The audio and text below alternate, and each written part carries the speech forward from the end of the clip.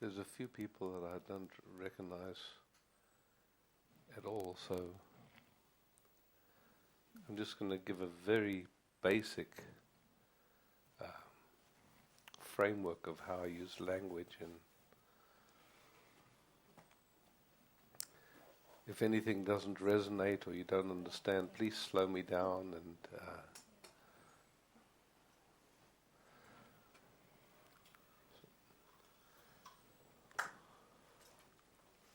in its most simple way of expressing, this moment is an experience to us. And if you've never done it, take a moment and just check and see what we call the world, what we call time, space, matter, energy. We perceive through our senses, which means that it's actually an experience to us. All we have this moment is an experience. Another way of saying the same thing, it's all sensations. That includes your body. If you've never checked that out, just to see, how do you know you have a body? You feel something, right?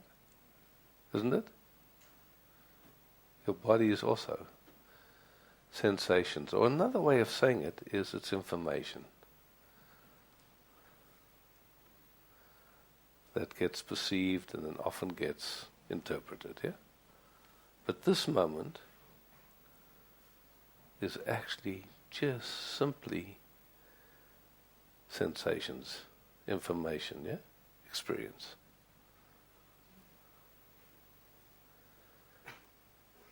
And that experience is all we have. We don't have more. That's it. And a funny way to say it, this experience is as God as it gets. Doesn't get more God than this, yeah? This is it. Okay, we can wait for God, pray for God, but this is it. This is what we have, yeah? So then, there's a couple of things to notice. One is that this experience is appearing in you. You are aware of it, yeah? The experience of your body, the experience of the universe, of everything, is appearing in you, including the feeling sense that you have of yourself as an experience too. All your ideas, all your beliefs, all your positions, all your upsets, everything, yeah? All appearing in this moment in you. We have this idea that it's the body that experiences, but we can see if there's a dead body laying, doesn't seem to experience much, yeah? So it's not the body that experiences, it's you. You experience the body, yeah? So in actuality, you're not in the body's in you. You're not in the world is in you. But the way our senses and mind functions, it seems the other way around, but it's a hallucination actually. And whatever you are, it's beyond the senses. You can't sense it. You can't see it. You can't sense it in any way. All you know is that you are and that everything's appearing in that, yeah? Are we on the same page? Everyone knows that? Any misunderstandings or disagreements? Okay. Important that we have the basic language, yeah? The third factor is what we call our attention. What is attention? Focus. Where and how we focused. Just like at this moment there's probably 100, 200 TV stations all broadcasting their signals here. We're not tuned yet to pick up those signals. Probably pretty soon we'll be able to swallow something and we'll be able to see TV without a set anymore, but I think it's being worked on.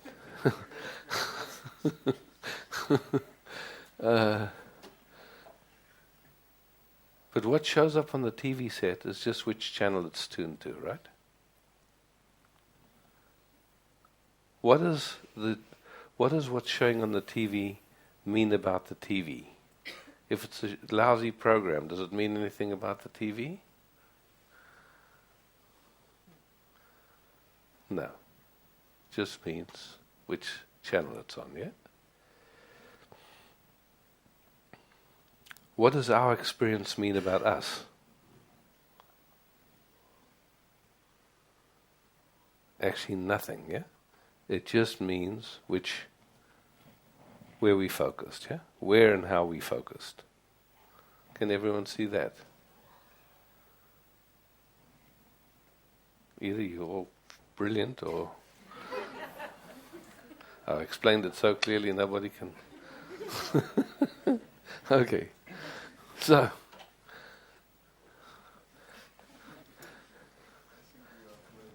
you're brilliant. Okay, good. So, how important is attention? We know that a child that gets food and shelter but no attention doesn't develop normally. Doesn't actually. We need attention. The worst punishment known to man is solitary confinement, no attention, yeah? We need it. It's food, actually. As important as food, yeah? Then the question is, what quality of attention? Because we know a certain quality of attention within a family dynamic is enough to make somebody physically sick, somebody have a really poor sense of themselves, to feel suicidal even, yeah? Just from a habit of attention within a family dynamic. Now the question is, how many of us come from really functional families? Anybody here? Okay. So you can... Okay. So we're all in the same boat, yeah? We've all come from families that did their best, but they were carrying trauma, they were carrying confusion, they were, there was a bunch of ignorance and arrogance and all the good stuff.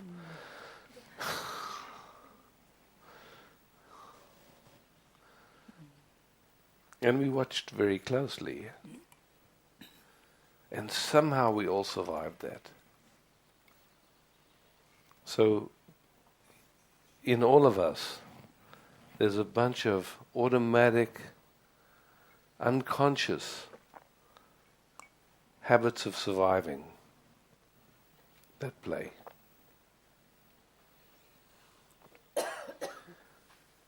Anybody not have any of those? Yeah, we're all in the same boat, yeah?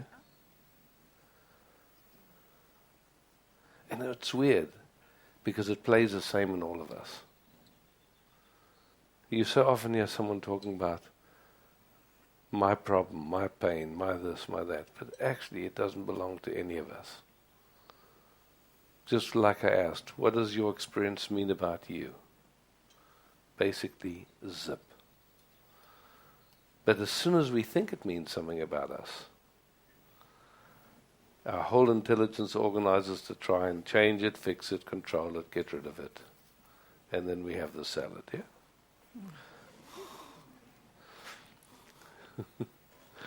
Yeah. That's from Micah, yeah? German contribution to satsang. Is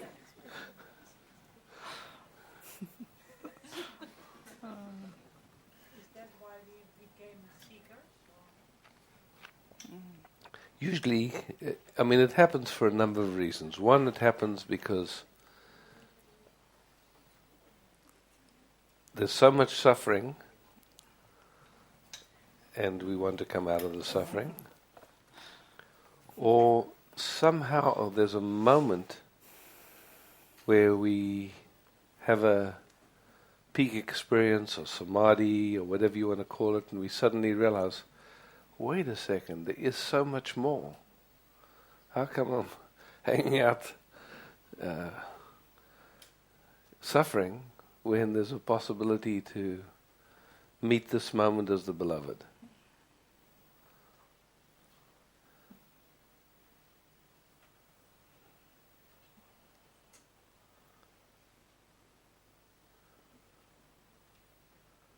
So we're going to be just noticing gently our habits, how they play. Our habit of attention is also the interface. It actually is how we invite others to meet us. If you're looking around at the world, through a dualistic focus that's afraid and that's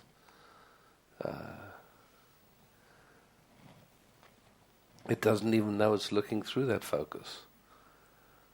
Everywhere you go, people are going to respond to that, isn't it?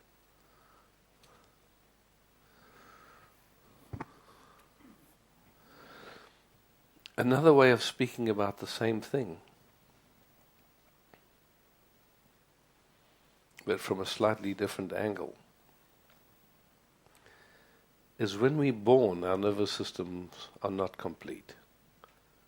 The nerves are not even myelinated. A baby doesn't have the capacity to focus. If you look in a young baby's eyes, their eyes are just holes that you can look right into, yeah? Isn't it? And slowly they learn to focus. And slowly they learn to focus in a subject-object way. So that's learned, you can say. If our parents had a dualistic focus, when I say if, I say because our parents had a dualistic focus, most of them did, they saw us as objects. What are the ramifications of that? If we were seen as an object, means they didn't feel us from inside out. They were trying to respond to our signals, and the only signal we had was to cry, as best as they could. But to a baby, when the person that's taking care of you doesn't understand the only signal you have, it feels like you're going to die.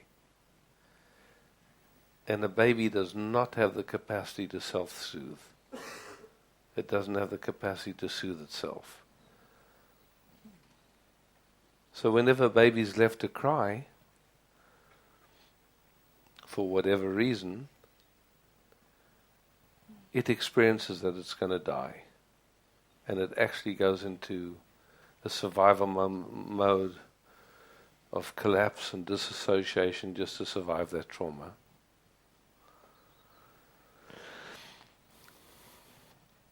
So one way of saying it is our nervous systems are looking to get information from another nervous system that has it, because if your nervous system doesn't have it, it can't give it. If your parents never had it, chances are you don't have it. But the beauty is that we can get it. And if that's opened up in you, then when you come into contact with anyone, that information becomes available.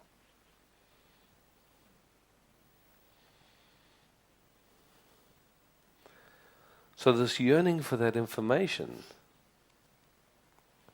is super powerful. You can't jump over it. But so often it gets entangled with the idea of intimate relating, that's how you're going to get it. It gets entangled with sexuality. We try to get that information through sexuality. But what's our history in intimate relating? If you're together with someone that doesn't have the information and you're trying to get that information, and they're trying to get it from you, how does it normally play? Good luck, yeah? Okay. Doesn't really work. And on top of it, we taught that wanting is the root cause of suffering. So there's this yearning to get this information, which often is suppressed or jumped over because we try and get it, and it never happens, and so it starts to feel pretty desperate after a while.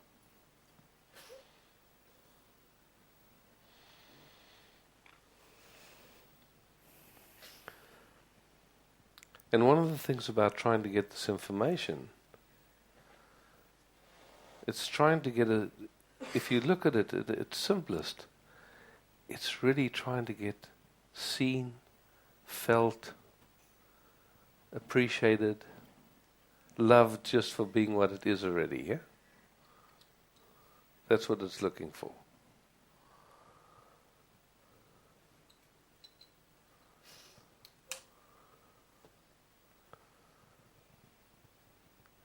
So it tries to get it, but whenever it tries to get it, usually it tries in a clumsy way. I call it a clumsy reach. It's a reach to get connection that is clumsy, yeah. We all know the clumsy reaches that our systems make.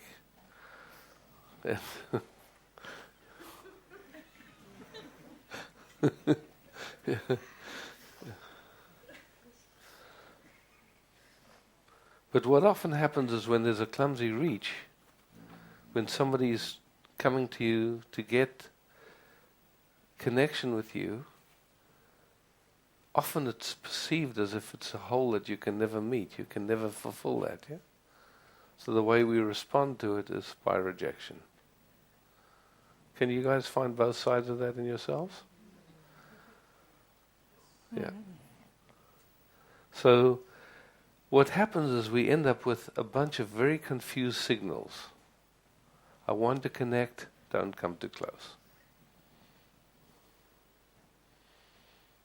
When you get 7 billion of us walking around like that, it's a bit of a mess, and it gets in the way of our chances of surviving, yeah? Okay.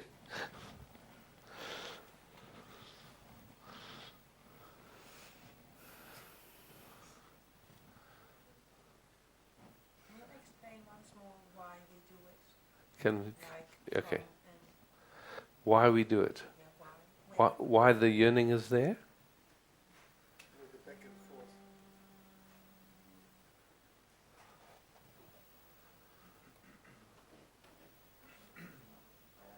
Okay. Well, the So yearning, I think I understand because of, childhood. childhood. Look, Say baby and all that. if you look at it just. Oh no, thanks. Yeah. Yeah. How many of us in this room were conceived, and the first thought that when we were our parents discovered that conception had happened was, oh shit, we didn't want that. This is a problem. We were just trying to have a bit of fun, and No, I do yeah. get all that. So that's a lot of us already, yeah? And then, if any of you have ever tried intimate relating, you know how easy it is, of course, yeah? It's simple. You see it on all the Hollywood movies. It's natural and easy, yeah. But so our parents, yeah. Still with, when Yeah. you're the baby and parents see you as the object. Even before then, even before that, in the womb, Yeah. while you were in the womb, how your mom was relating to her life was already influencing your cells, because it was your cells were just in sync with hers, yeah? And if she wasn't happy with herself, she didn't get along fabulously with your dad, there was something going on in the world, she was afraid, she had a poor self-image, all lands in your nervous system, yeah? Way before you're born. And we know that this actually goes back a few generations. So we're carrying information from our ancestry. Then birth happens. Now suddenly you're a parent. How much education did you have about being a parent? Maybe if you were lucky you read a book or two, but who were the experts that told you, that wrote the book, yeah? And suddenly you're a parent. And on top of that, trying to deal with a partner who... And survive and all the rest of it. Okay, great. So you can see what we're dealing with, yeah? So if our parents saw us as an object, there would be a few things that would happen. One is, if they never received information about healthy boundaries, they wouldn't have been able to understand our signals when they were crossing our boundaries. That would be one thing. The other, they wouldn't be able to understand our signals all the time. A lot of them had ideas that it was good to let babies cry so that you get them onto a schedule, and, yeah? Yeah. So it leaves the sense of, in so many people, of not belonging anywhere, that there's something deeply wrong at the core of us, with us. That we're not truly valued and seen and loved. No matter how much someone tells us they love us, something can't be true. How many of you know that in yourselves? Okay, if you're not raising your hand, you probably didn't understand the question. Okay. Yeah.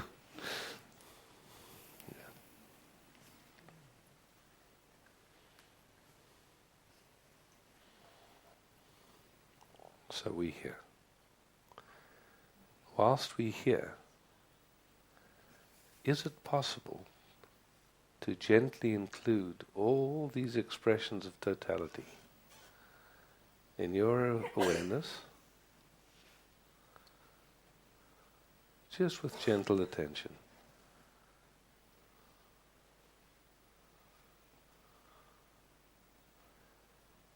Exploring and finding, what is the most sweet attention we can give?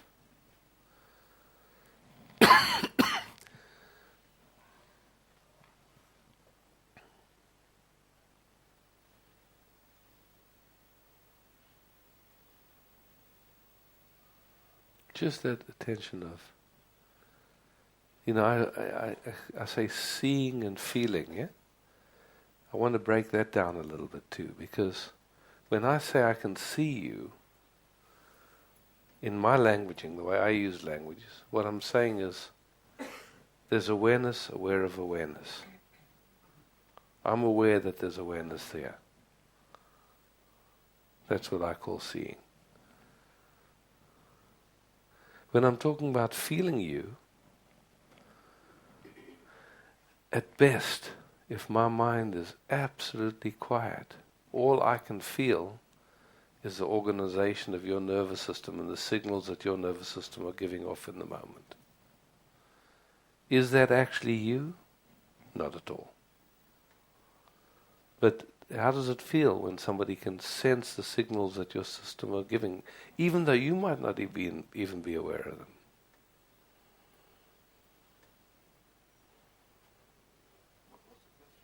How does it feel when you're with somebody that's just tracking you, that's they feeling what's going on in you, your signals, they're not jumping over your signals, they're in tune with them, yeah?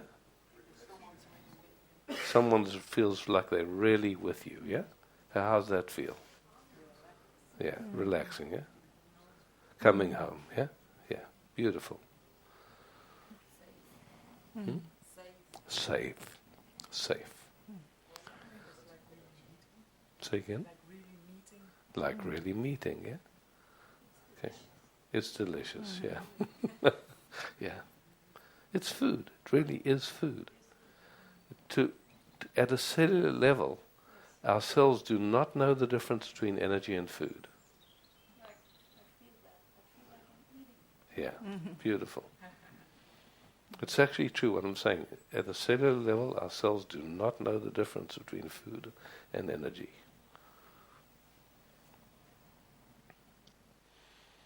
So when we're just resting here, see, when our system is trying to get what it needs and trying to avoid getting rejected, what quality of attention do we give?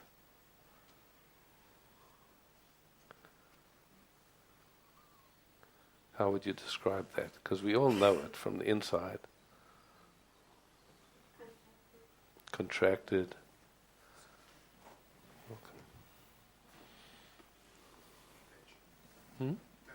Tension, yeah. So our contribution then to the field that we co-generate and co-inhabit is tension. Do we mean anything bad by it? Absolutely not. It's unconscious, yeah? It's automatic and it's unconscious. And it's going to continue until it gets what it needs. It's not something you can decide, I'm not going to do that.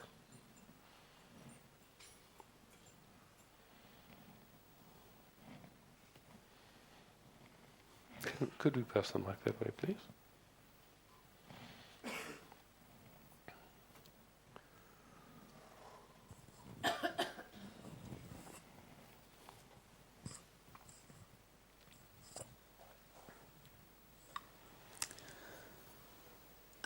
At work, I notice this. I work in a library. People come in, and sometimes if I'm quieter, I can just see so clearly. And still, I often don't give this attention that I see they want. And I find it difficult. How can you meet this without... So can you just stop for a second? It's a great question. I know Rebecca for years, so I'm using her name. As Rebecca's speaking, one way of listening is like Rebecca's over there, she's an object, and you're listening to her out there. And you're an object over here. There's another possibility that you recognize that hearing, where does hearing happen in you? Does it happen inside or outside? Inside, okay. Where does seeing happen in you? Inside, yeah? Inside of what?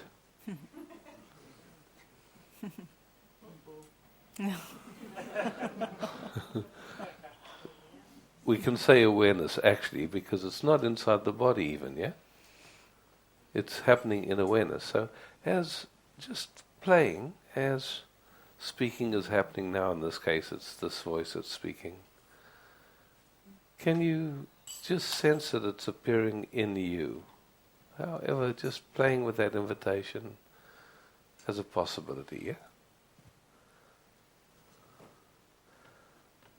So one thing is looking there, the other is, oh, wow, you're actually appearing in me, in this.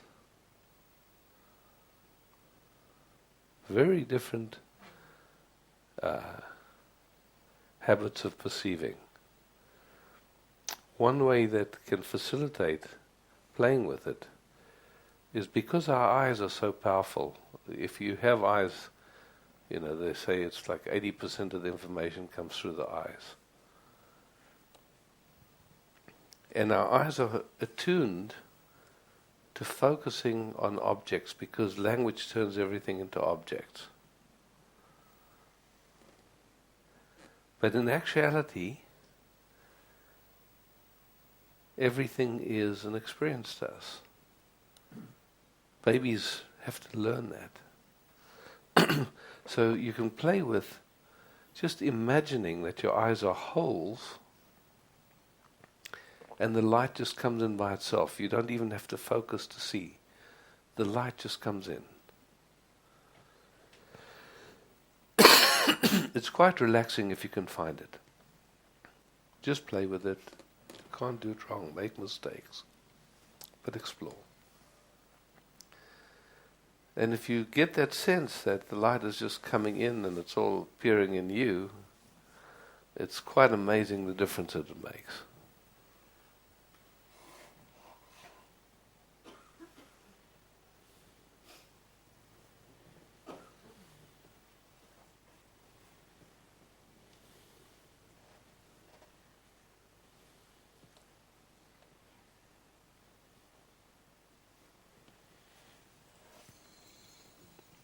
You see, the moment our habit of attention goes into subject-object, in a way it's a form of violence.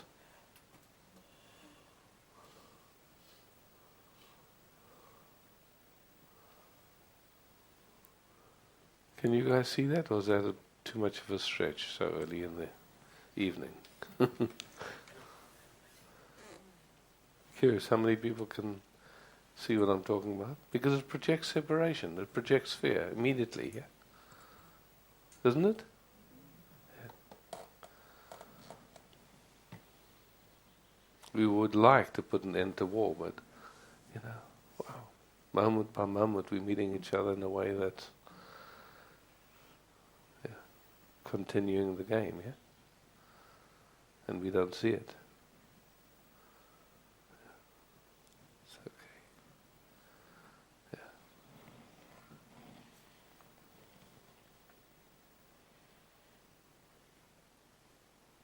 So as we become conscious of it, that's the first time that something can integrate or change. Yeah? If it remains unconscious, when will it change? Actually never, yeah?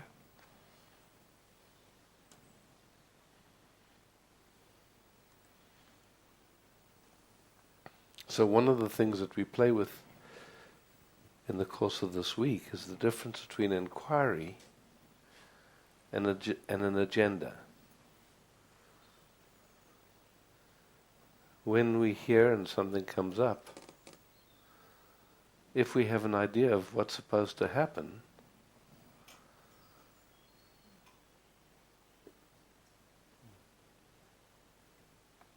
again, that's violence, yeah? Internal violence. If there's an inquiry, something's going on that I can see is troubled not only me but generations, and I'm really curious to bring it to consciousness. What is it? It's just a curiosity, you could say. No idea of what it's supposed to look like if it integrates. To me, I call it the difference between hard noticing, which is an agenda, having an idea of how it's supposed to be, and gentle noticing, yeah? Just, what is this? Checking, looking, inquiring.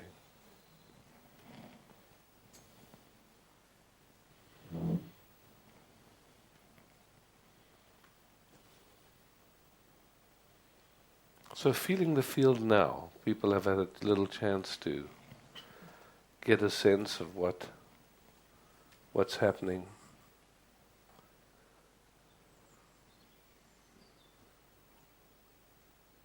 When I'm talking about the field, I'm talking about the collective of all of our attention, the energy of all of our attention. Is it the same as at the beginning of the evening, or is it a little different? Softer, calmer. more inclusive, sleepier, yeah. Which is actually, as soon as the nervous system calms down, it goes from the highly activated state, getting here. Some people had to drive through traffic, some people took planes, trains, all different kinds of things. When that calms down and our parasympathetic kicks in, then it gets calm and a lot of times sleepiness. And great, no problem. It's healthy.